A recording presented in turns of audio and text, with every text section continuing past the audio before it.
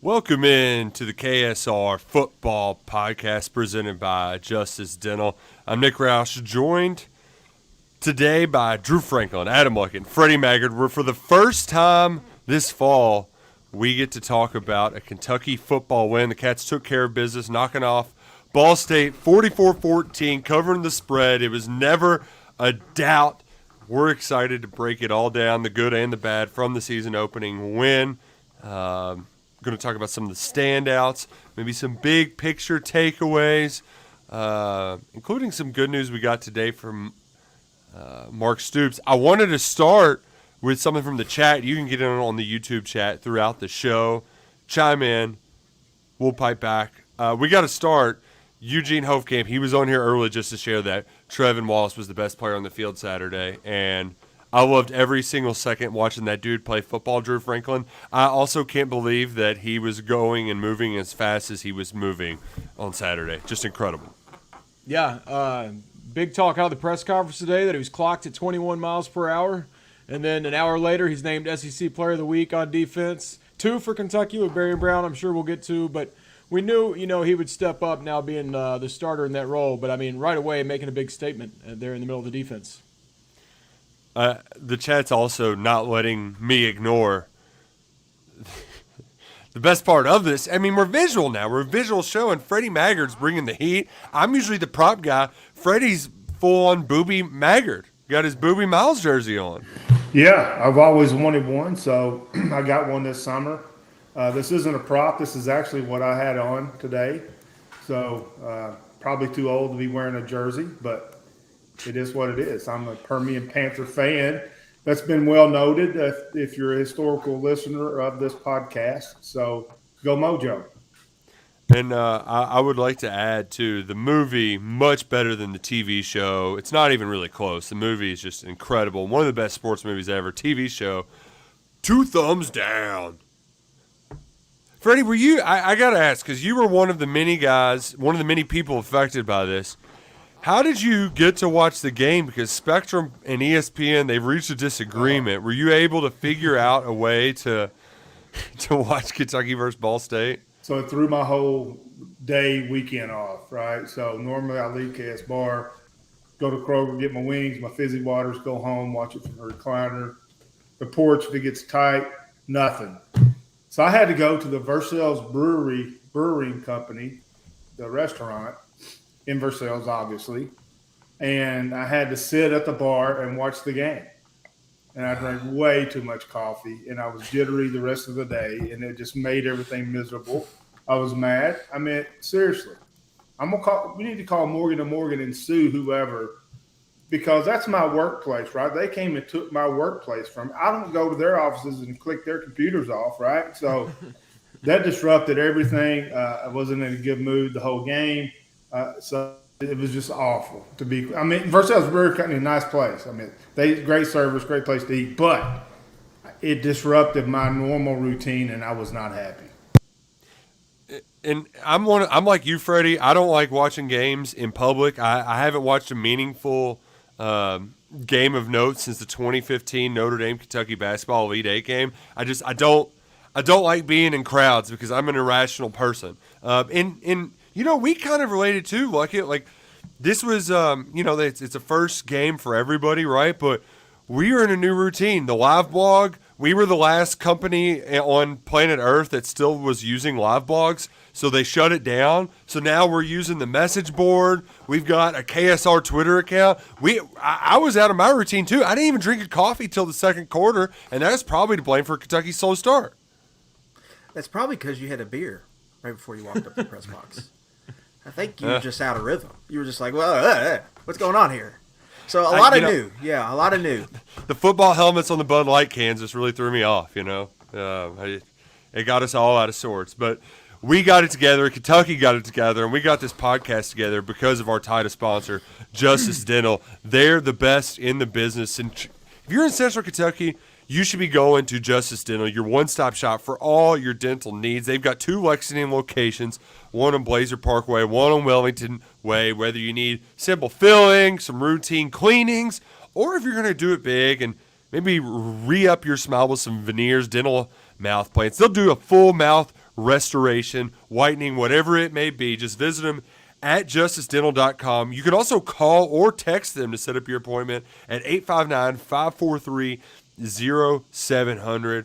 Doc Thompson and Dr. Justice, they hooked up Freddie Maggard and Drew Franklin. They'll hook you up too.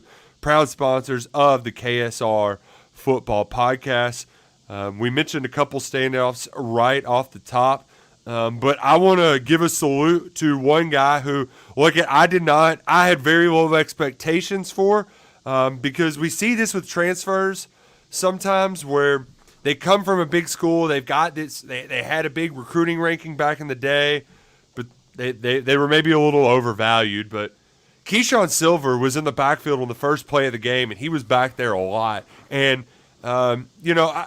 I think the defensive line, they had a little bit of this week one, offensively, they called it jitters. I think the defensive line just, they're not used to actually tackling people back there. So, now that they had that opportunity, they weren't taking guys to the ground. But even sometimes when Keyshawn Silver was in that backfield, even if he didn't hit him, he slowed him down, and there was 3 other guys ready to tackle him their full game. We wanted to see more havoc from the defensive line in the defense in general, and it was 9 tackles for loss and 3 sacks. I mean, they were back there early and often. I think they left 4 or 5 tackles for loss out there on the table. Yeah, I think first play Keyshawn Silver really popped, and he was kind of a surprise starter because he was an oar there at nose with Josiah Hayes. So he starts, and I thought he really impacted the game. I think Khalil Saunders impacted the game. Deion Walker obviously impacted the game. I thought Octavius Oxendine had a really good game. He just didn't get guys on the ground. But he was active there. And I think we saw what we wanted to see from Kentucky's defensive line. Jamari Stinkins, I thought, flashed. We didn't even get to see Trayvon Ripka. And so I think we saw a lot of good things from that defensive front. And then back to the Trevin Wallace comments, just that front 7 in general looked the part. Looks like a legit front 7, a group that can really wreck in the SEC. Alex Safari, right? The big hit jars the ball loose. J.J. Weaver has a sack. So they really showed up, and they did some good things. I think the pass rush looked like it had a little bit more juice to me on Saturday. And so that was good to see, especially with a secondary that's got some new pieces and that's kind of adjusting on the fly. So when you're just talking overall position groups, I think Kentucky's defensive line was near the top. I think they've got a playmaker, they've got a guy who could be a potential star, and they got good quality depth, and they're going to be able to rotate and have guys that I think can make an impact this season. Res Nonverba says on the chat that Silver looks like Walker's twin. Can't believe how big he is. And that's another bone to pick I have with this game, Freddie. I can't see the numbers on the jerseys. 0 and 9, they look the same, and it's a very old man thing to me, but I can't they look cool up close in person, but at the top of the press box, or even when I'm watching the replay, I'm like, is that 9, 3, what, 3, 8? You got a 0, a 9, and an 8 on the defensive line. I can hardly tell who's who. Yeah, that's the problem I have calling state championship games or like that. But yeah, it was something. But yeah, I couldn't really make out especially the single-digit numbers. Mm-hmm. But to echo what Adam said, 2 things really stuck out for me about this football game. The front 7 for Kentucky, I think, runs better than any front 7 that Mark Stoops has had. The fastest. I really like that defensive line. They're aggressive. They can run. Khalil Saunders sprinted across the field and made a play. I mean, that was very impressive to me. And then my guy Trevin Wallace, I know I talked about him a whole lot this summer for a reason, and I'm glad that he got out there and performed. But he and Jackson are a very good combination there on the inside linebackers, and I love the front 7. But the thing that stuck out to me the most in the game was the third phase, the kickoff return for a touchdown, 3 for 3 on PATs, 5 for 5 on field goals. I mean, the graphic on TV during the game was Kentucky missed 8 field goals last year. I didn't even realize that. That's a lot. So the third phase, block kick, and the front 7, how well it can run and disrupt were the 2 things that jumped out at me most during Saturday's game. Yeah, and on that field goal thing, Kentucky lost 2 games where early drives they missed field goals in the first quarter. Vanderbilt and Ole Miss. If they make either of those field goals, they probably win both of those games, or at least one. And both of those field goals weren't highly unmakeable field goals. So it was good, I think, to see Alex Rayner hit one early, but not only hit some in important spots over 40 yards. You get the big middle 8 field goal towards the end of the half. He hit some big kicks, and that if you can have that consistently, that's going to make a big difference. And I think last year it cost Kentucky games. Essentially, when you look back at both those games, if you just make the field goals early, you probably win those.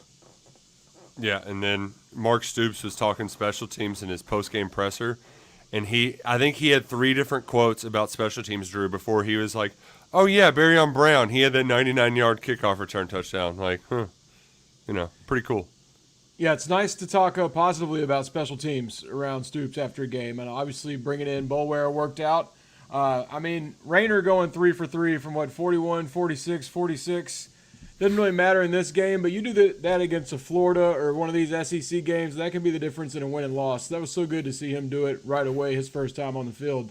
And just to walk back to one more thing with the defense. You got something there? I was just going to say with Rayner, in his little post-game interview, all of the reporters, it was like Chris Farley talking to Paul McCartney, like, hey, you made those kicks. That was pretty cool. And he's like, yeah, that's what I do. I make kicks. Like I've done this for 4 years. Like it's not anything crazy. And we're all like, yeah, but like Kentucky field goals. Yeah, it was very bizarre. How he just was like, I expect perfection. So yeah, nothing crazy. We're not used to that. I mean, he probably led the team in selfies on the way out of the stadium too. Everybody was so excited to have a kicker go 3 for 3 from decent range there. I was going to add, though, I also liked with the defense, a lot of takeaways, even though one of them didn't count. I'm counting it in my brain after a year of lacking in that category a little bit. Should have had 2 fumble recoveries for touchdowns. Had 1 at least, and then the fumble recovery, and then should have had the interception in the end zone. So as good as the front 7 was, I know the secondary's got a little work to do, but I like seeing them make some plays. We could talk more about nice things, but the chat is bringing up, it was a 44-14 game where Kentucky only ran 11 plays for the first 27 minutes or so, 26 minutes of the second half. It was really ugly. Couldn't get off the field on third down. I think Ball State was 7 of 12 in the second half on third and fourth down combined. Scott says just, that game was horrible to watch. Something was off all day. You could feel something was off offensively. And Matt wants us to make him feel better about Leary missing the throws, especially the long ball. So, Freddie, you're a quarterback. Were they open? Were they open? Like, yeah. My take is they weren't open. I mean, he threw it up there. They weren't open, and they drew PI on one, and Berrien the guy was on top of the route. I mean, they weren't open. He didn't miss the long ones. What he missed were some of the shorter ones. The slants. Yeah, the misses that I saw Leary were uncharacteristic. I think that's going to get fixed. He's not played in the game since October. I still stand by everything I said about Leary. But I also saw receivers not running the right routes. I saw receivers that, I'm just going to say it, didn't follow through on routes when they weren't the primary target, so that throws everything off as well. So it's not just on the quarterback there. That's on the pass catchers also. So I saw a 2-part problem. But there were some accuracy issues, and that's supposed to be his strength. I think he'll get that cleaned up. But it's communication. It is coordination with the pass catchers. They have to know to carry out their routes no matter where they are, because this guy scans the whole field, and he's going to get it to you.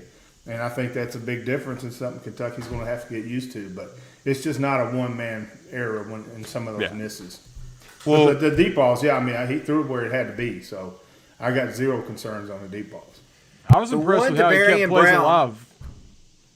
Go ahead. The one to Berrien Brown, they run the post where they got the PI. That was like a 60-yard throw. And he put it where he could get a PI. So, to me, what that says, hey, defenses, this guy can throw it 55 yards down the field, and we've got a 10-something guy, 100-meter guy on the outside, so you better get deep. And 2, when Berrien gets deep and he's open, he's going to be able to hit that throw. It's just he's got to get open. He's got to get off the line, got to get off releases. I think receiver play was a bit disappointing. Lack of tight end targets was a little bit surprised by. I think that'll change this week, but a lot of that was I think, just the snap counts. Like, the snap counts were low, and that happens when you get 2 non-offensive touchdowns. And then they had some drive killer moments. Jagger Burton doesn't snap the ball. They get a false start on the second drive. First drive, Berrien Brown drops a pass. Yep. So they had some of those moments, and then like we said, they just didn't get a ton of opportunities. But I thought the first play where he hits Dane Key, he hits him right in the hole. He stops him before for that other defender comes into play. That's a chunk gain. Play action on the first touchdown drive. He hits Key right in stride over the middle. Chunk play sets up a scoring possession. So I thought he did some good things, but he did miss some throws. He missed Key in the end zone on the second possession. That needs to be a layup. You can't miss that throw. He's wide open. And I do think he missed some reads in the middle of the game. So you do need him to play better. He looked a little tight to me, I think, out there. Like Freddie said, first game since October, first game in a new system. It's a big year for him.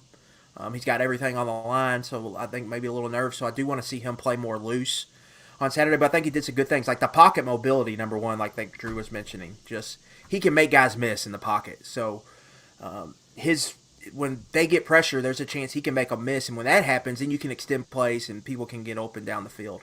And so I think there was a lot of good there. There was some bad, but I still think whatever your preseason thought was Leary in the preseason, I don't think that should change after one game. No, I loved his pocket presence too. I mean, he kept his eyes downfield and was looking for targets when things got a little wobbly in the pocket. That's something that I like to see as well from him. But I think I think that the pass catchers need to be better around him, and he needs to be better, and I think he will be, and that's something that's fixable, and we'll see that coming up. Mm-hmm. There were a few times he had incompletions where, he did the best he could, put in a spot. Ray Davis going down the sideline, I think he might have stepped out of bounds, wouldn't have counted. Then on that one whatever trick play it looked like in the end zone, he almost turned that into something too. So some of his incompletions, I was even impressed by how he at least gave him a shot to make a play. He was 10 out of 11 in the second half too, so that's that. Yeah, he corrected it. The one, you mentioned that slant Luckett in the end zone. That was the one play where I was just like, all right, he's over here trying to score 40 points in one throw, and I think the whole offense was doing that. They were all trying to. It's like when a basketball team is down big and they're out there just trying to score 17 points, and it's like just relax, play football, breathe, and the other play, like the other bad throw he had where you're just like, what is he doing? I think that was just purely miscommunication. His interception where I think the plan was Dane to run a stick. You got to go 4 yards. We'll just go 4 yards and stop. The ball was going to be right there. Instead, Dane breaks it off, and it just goes directly to the cornerback instead. So I'm not as worried about the offense because it did feel like they were stressing some. And I'm also not as worried because we were all holding our breath that Kenneth Horsey, your senior team captain, might be donezo for the year because when he came off that field, Drew, it did not look good. And we all hold our breath at that press conference today. No, the first question wasn't about Horsey. I didn't want to be the guy that made Mark Stoops share the bad news. And when he chirped up and said, he's out this week, but fortunately, he's only going to be out a couple weeks. And it was like, whoo, exhale, everybody, exhale. Yeah, I, like many people, were expecting the worst. Just the way he was carted off, the way his face looked, it looked like he knew something was going to be a long-term injury. And this morning, that might have been the first time I was ready to cheer in a Mark Stoops press conference. I know that's a no-no, but when they said that Horsey will be back just in a few weeks, I was so relieved for him. I know many fans were, because that would have been a brutal ending for a guy that's played a lot of snaps at Kentucky, a team captain, and for him to go down early in the game like that with what looked like it could have been much worse. That was best news of the day by far. Not that Dylan Ray didn't play well behind him, and lots of other positive things from the line. Yeah, it's a great opportunity, I think, for Dylan Ray moving forward. Mm-hmm. Here he's got some chance to play time and maybe lock down a spot in a rotation, maybe potentially a guard if he does well here over these next couple of weeks with Horsey out. So I think it's a big opportunity for him, and I thought he played well in replacing Horsey there at left guard. So we're going to get to see him more here, and it's a chance to. We talked about building on line depth. Now they have a chance to do that. A huge hole for Ray Davis with a big second half chunk play shortly after he got in the game. So that was encouraging. He had one of the high grades, one FF as well. So little bit to build on there for the youngster. So he's got a couple weeks to get things figured out, to reset momentarily, because we're having a rare moment right now on the KSR Football Podcast. We're going to be here every Monday at 8, and in a bit of a twist, we actually have a college football game happening right now. Clemson's playing Duke, and the Tigers are looking a little rough in Durham. Duke's about to kick a field goal to go up 3-0. I don't know if too many of y'all are in the greater Durham area, but if you were wanting something to do Labor Day night, you could have hopped on Gametime, and I'm sure found tickets wherever, because Gametime is the best place to get last-minute deals on tickets wherever, whenever. All you got to do is download the Gametime app, and when you put in promo code KSR, you're going to get $20 off your first purchase. And the best part about the Gametime app is just to be able to scroll and, you see, like Wicket's coming to Louisville, right? You click on it, you scroll down. Where do you want your seats to be? Where do you want to look for Louisville football tickets? I mean, look at that. As low as $3, I can get in the stadium. You can see where your seats are going to be. I helped my dad use the Gametime app to get into the Kentucky game this weekend. You can use it this weekend as well when the Cats take on EKU. This is one of those internet games, too. And I know, Freddie, you might not be able to have the internet to watch Kentucky versus EKU, so hop on Gametime, put in promo code KSR. You might not be able to figure out the internet, but you can figure out the Gametime app. Simple to use, 2 taps, and the tickets are on your phone just like that. With the Gametime app, use promo code KSR for $20 off your first purchase. Okay, back to the Kentucky Ball State. Look it. Do you have any other long-term, positive signs about this Kentucky football team? I know some folks are concerned about the offensive line. Do you still feel pretty good about where they stand, even though they are playing with Dylan Ray at left guard for the next 2 or 3 weeks probably? Yeah, for me, I think I go into it just thinking the ceiling is not, I wouldn't say super high for this group. I don't think this is going to be one of the best offensive lines of the Mark Stoops tenure. But I do think it could be a serviceable, competent SEC offensive line. And that's how they played, I thought, on Saturday. I don't think they dominated, but I thought they held up well enough in pass protection. I think a few of the pressures were just miscommunication that they allowed. And I think in the run game they did some good things, but it was different. I don't think a lot of people are talking about this. This was a heavy kind of mid-outside zone rushing attack we saw on Saturday. It goes totally away from what they did last year, even what they were doing more with Cohen, which was vertical type runs. And last year was all gap scheme, like they were pulling a guard on almost every run, running a lot of power. This year I thought it was a little different, just with the zone. It was more of the McVay-Shanahan type system that we were used to. And then that led to the play action game. In the play action was good. So that was one that I think stuck out, and I think the offensive line did what we would hope they would do. They still have to go out and prove it. I think against better competition, but I think Ray Davis to me was a little bit of a revelation, that he was a true running back one, and he looked like a guy that could run for 1,000 yards in this league. I mean, he did it last year, but he looks like a guy that can do it this year. I think he showed really good vision and feel as a zone runner, and he was able to hit him for a couple big gains, big 220-plus yard games. One was the touchdown there at the end, and then he showed some things, I think, as a check down option in the passing game, so he can be a threat there. So for me, that really showed up, because Kentucky, to play this type of offense, you do need to be able to run the ball at a certain type of level, and I think Davis can be a guy that you can lean on week in, week out. And so that was good to see. And I mean, that in seeing what we've seen from Vanderbilt, how they're struggling to run the football, and then to add him, I think that's going to really pay dividends this season. Yeah, and he did that without Jagger Burton or Eli Cox playing their best game. I feel like Jagger had some snapping issues, some stuff that you might expect from a guy playing that position for the first time. Eli getting back to his old spot. There were some miscommunications on some pass protections. And they're going to get Flax played well. I mean, if you were going to rank the offensive lineman, I think he would be near the top in that game. He played well. On Ray Davis's first touchdown, he crashes down the end, and Ray Davis cuts it back right, and it's clear opening because Flax cleared his guy out of the way. I think pass protection, he held up well enough. I thought he had a good game. I mean, and he's the clear, I think, starting right tackle right now. I thought Ray Davis's 30-yard run at the end of the game was one of the best plays in UK football history, given the circumstances. 6 seconds left? On the TV, they show fans, and they're so excited. And they had Kentucky minus 26 looking at each other like, oh, we covered. You can look at that crowd shot and circle the people who had money on it because they were way too excited over a touchdown that didn't really impact the outcome of the game. Otherwise. Yeah, absolutely.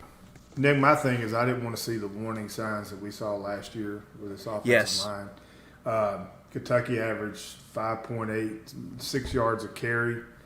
I only had 18 running back carries, but last year in the first couple games, Kentucky averaged 1.7 yards per rush. So that's something that I saw. And the Cats averaged 7 yards per play and only had 51 plays. So I think the judgment of the offense is a little bit skewed because of only 51 plays. And with more, the game just flowed strangely like that. But you average 7 yards a play, 6 yards a carry, and almost 14 yards per completion. I don't think that we can get in the weeds about this offense, but for the small amount of time it was on the field, those are pretty good numbers that indicate that they were okay. And I didn't see the flashing warning signs that I saw last year. And the reason why people are a little flustered by it is because when they got into short fields, they didn't turn it into touchdowns. And even when they got in the red zone, things weren't firing on all cylinders, right? Like you had opportunities to get touchdowns. Ray misses a cutback, and then they incomplete to Dan Key. You need a PI to extend that drive before Davis punches in that first score. Just on the short field, things were a little clunky. But you know what? Mentioned it earlier on our rapid reaction outside Kroger Field, but this is what we talked about going into the season. You got a couple weeks. You got some runway with the schedule to figure things out offensively, to get crisp. It's not going to be a fine-tuned clock in week one. But they scored in offense, defense, special teams. The special teams dramatically improved. So I'm overall pleased with Kentucky's performance. It's great teach tape on a lot of fronts, and that this defensive line, this front seven, is as good as advertised. Going to be one of the best in the SEC, especially when they go up against some SEC opponents, which I want to get to, and I want to laugh at them. But first, look it. Are you on the clock? Because you told us off the year that you had a fantasy football draft, and I really want to get to a point where you give us 2 or 3 options, and the YouTube chat has to pick a player for you. We got a minute 20 till the draft starts. Okay. I am pick number 2, 10-team league. Okay. I mean, so, you all can tell me who to draft, but my guy Jamar Chase is coming off the board here. I hate to. Number 2? Number 2. Oh, gross. Yeah. Look it. You got to get a running back. Get McCaffrey. No. The guy who gets injured every year? Or Austin Eckler. He's going to catch a bunch of passes, too. You got to get running backs, though. I can get one later. You can get running backs at any time. Oh, no. Running backs, there's only so many good ones to go around. You get a high pick. No, you're going to go with Jamar Chase, anymore. T. Higgins, and Tyler Boyd. They're going to be stealing so many catches from him. No, they aren't. I think we've just got the Bengals bias over here, like Mr. Franklin. I think he's got his Bengals goggles on, and he's clouded. He's got clouded vision. Yeah.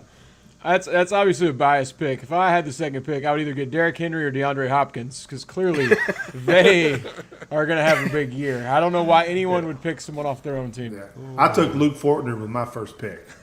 I don't know if that's a good one or not, but that's where I went. Well, I mentioned some of the other SEC East foes.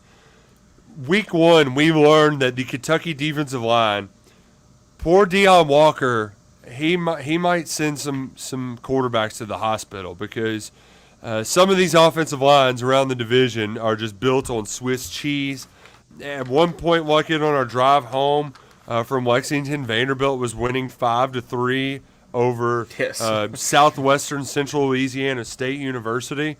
And then at another point, I think Spencer Rattler spent more time on his back than on his feet because North Carolina defense that ranked 178,000 out of 131 teams last year sacked him 9 times. But it wasn't the offensive line's fault why South Carolina lost. Shane Beamer explained why they lost the game in his post-game press conference. Anybody?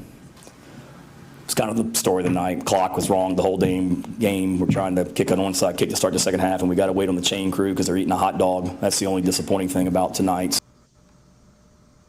I feel his angst because that broadcast was not working in the Kentucky press box either, and I was a little upset.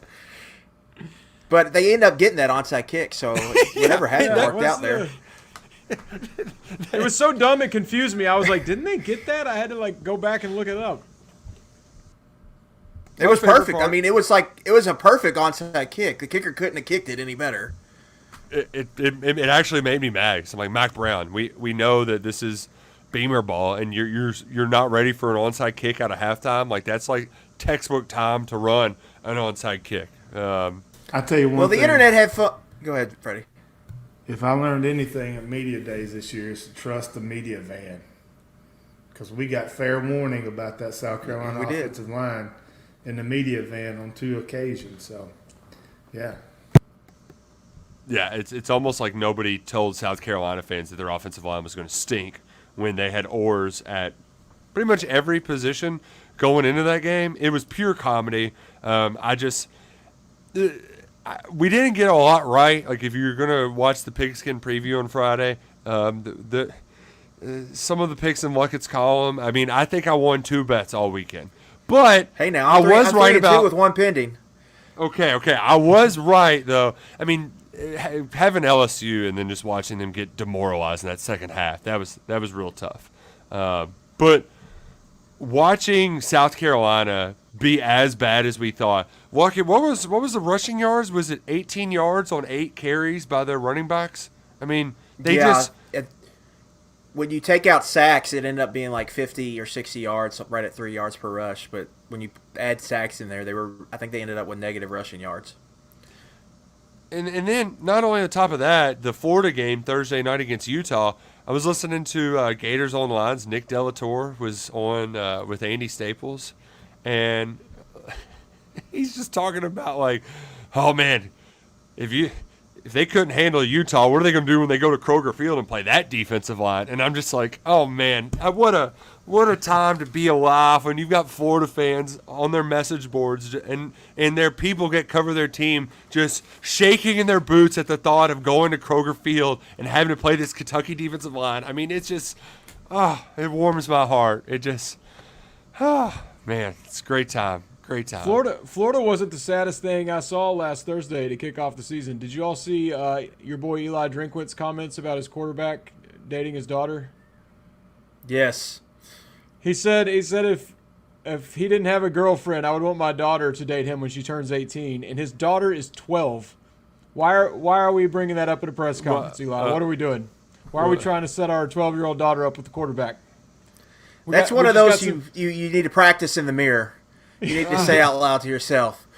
I mean, I thought he was the guy that practiced in the mirror. I thought that was his favorite part of the day is waking up and trying out his new quips about how he's going to fix college football and this is definitely going to go viral. Well, he got it to go viral. You know the mean stunt on these that goes around the internet? That might as well be old drink. Just looking in the mirror. Bizarre comments around the conference.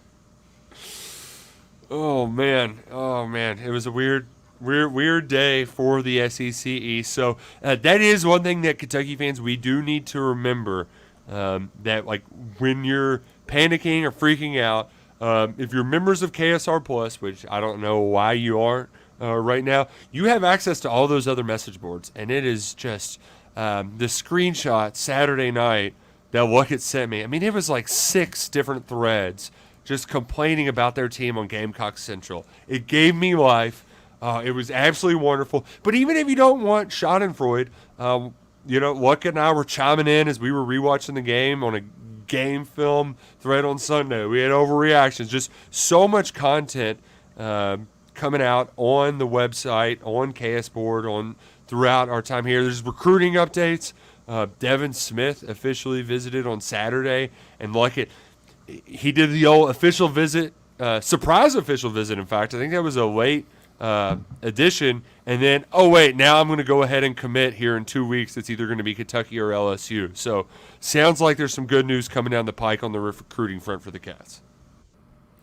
That's never typically a bad sign when that happens. So I think Kentucky's got a really good chance there.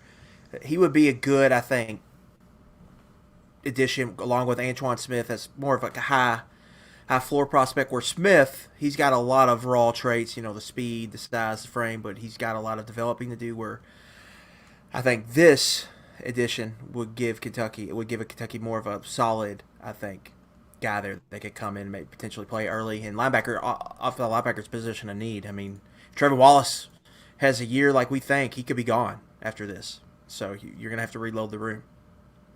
The people have spoken, Luckett. 56% say you should be taking a running back, not a receiver. Did you still take Jamar Well, guess Chase? what running back I got in the second round?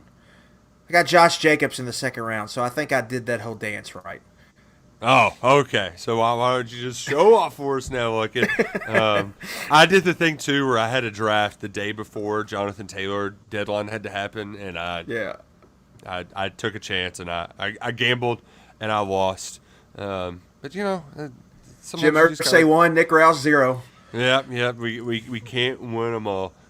Freddie, I'm curious to get back to the football and not just making fun of Shane Beamer and fantasy football. Are there any more big picture thoughts you have coming away from the Kentucky football game that we hadn't touched on yet?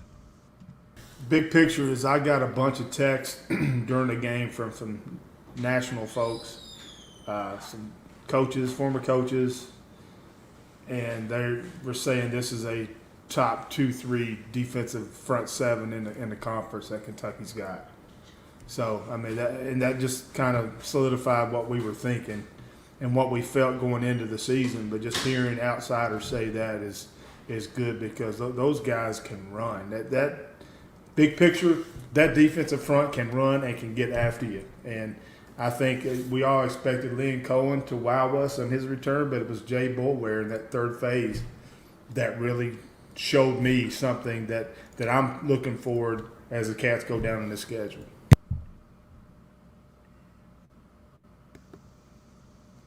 I'm happy Kentucky got away with the win. Relatively healthy. Dylan Ray's got an opportunity now in place of Kenneth Horsey. There's a lot still to work with, and we're going to see some more Saturday when Kentucky hosts EKU, 3 p.m. at Kroger Field. Drew, the Colonels, they have a good quarterback. They're going to spread it around, but they also are liable to get some points scored on them, as we saw Scott Satterfield do. I mean, if Emory Jones is picking them apart, is a 60 burger. What was up with all the high? I mean, there's a 60 burger Cincinnati. I think Oregon had 100 points. Oklahoma had 70. I mean, something was going on Saturday in college football. Something weird. Did you all see Butch Jones having a meltdown on the sideline? No. He looked like he was having a panic attack on the sideline, and then one of his players had to come over and console him when they were down 70-something to nothing. Well, I'm hoping the I saw 70... Mark Stoops have a meltdown on the. Oh, he did. I mean, that poor ref, he just had to take it too, didn't he? He had to. That was a terrible call.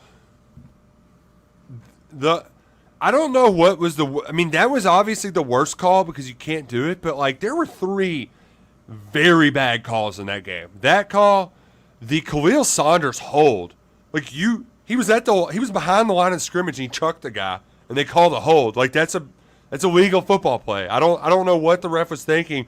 And then the Zion Childress interception, he turned around and picked off the pass, and what you want to? It's perfect deep. Which you tweeted this out. That was a hell of a gumption move by that Kentucky defense to persevere through that bad call and still get a goal line stand. I think that was the most promising thing I saw from the defense all day. To have a bad break go your way. Not a lot was going right in that half for them. To dig deep and get a stop, and they had backup D linemen in there. I mean, it was Khalil Saunders, it was, I believe, Ox, and it was one more in there that wasn't a starter. And then you had like a nickel package in there because Wade and Weaver were both in there together. It's kind of the defensive ends. I think you only had two true defensive linemen in there. So to me, that was really good to see. And right after Childress gets that flag, he was the guy who made the stop, who kind of meets the guy head on and drives him backwards, because if the guy falls forward there, he's going to score. So I think that was really good to see from the defense, because there's going to be situations like that where something bad goes your way, or bad goes against you, you got to bounce back and still get a stop. And so for them to be able to do that when things weren't going well, I think is a pretty good sign for that group moving forward. There's a lot of positives to take away from it, and we should be having some more fun this Saturday at Kroger Field. Drew is going to be in are you going to be in Vegas for the game? Palm Springs, but I'm going to Vegas on my way home. But I will be watching the Cats from Palm Springs for a wedding.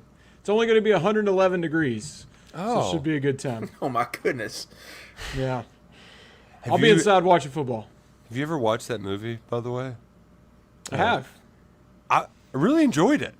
It was one of those, like, kind of whoa, and it was weird. It was a weird premise, but it was fun. I've been to Palm Springs one other time with Matt with Tennis Channel, and there was an earthquake while I was in the bathroom. It was not a fun time, but that was my one other time in Palm Springs. Hopefully we have more fun experiences like that. Oh, wow. Well, I hope there's not an earthquake this time. I hope you have good gambling luck in Vegas. First NFL Sunday coming up. The season kicks off Thursday, and folks, if you think that I'm not going to be at Churchill Downs to place a bet on opening day, then you don't know me. So I'm fired up. We've got legal gambling coming to the Commonwealth this Thursday. We can place wagers in person. Thursday night kickoff. Freddie, you're a Permian Panther right now. Can the Lions, they shock the world and knock off the Chiefs Thursday night? No. All right, genuine question. Who plays it closer, Freddie? Murray State Racers to the U of L Cardinals, or the Eastern Kentucky Colonels to the Kentucky Wildcats? I'm going to say EKU because of the Walt Wells, C.J. Conrad, and Maxwell Smith connection. I think Mark will want to get some good work with his team. If things get sideways, I don't expect Kentucky to run up the score because of the friendships and the respect that he has for Walt and CJ and Max and that program. Yeah, but also I don't think Max Duffy's ever actually had to play at Cardinal Stadium. So, well, you know what? He's going to be right at home. He's used to being on the sideline. He's not used to being in between the lines. So hopefully the Racers can give him a little bit of help Thursday night. Exciting weekend of football. We've only got to have a 2-day break, but we're going to have a lot more coming on the KSR YouTube channel. 11 personnel will be back here 8 p.m. on Wednesday to get you ready for the Cardinals and get into the nitty-gritty details about this year's Kentucky football team. Second straight show, we've had our most live viewers ever, so we appreciate you all tuning in right here on the KSR YouTube channel. For Freddie Maggard, Adam Luckett, and Drew Franklin, I'm Mick Roush. Go Cats and go Kroger.